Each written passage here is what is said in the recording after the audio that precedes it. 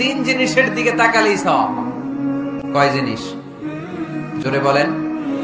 এক নাম্বার আন-নাযার ইলাল মুসহাফ, কোরআনের দিকে তাকালেই সওয়াব, পড়া লাগবে না, পড়লে তো সওয়াব আছে, তাকানো মাত্রই। দুই নাম্বার আন-নাযার ইলা ওয়াজহিল ওয়ালিদাইন, মা বাবার চেহারা,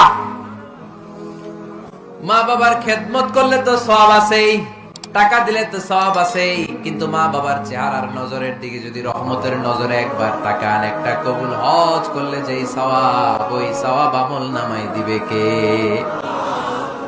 তিনবার বললেন আল্লাহ রাসূল এই মায়ের কথা। কয়বার?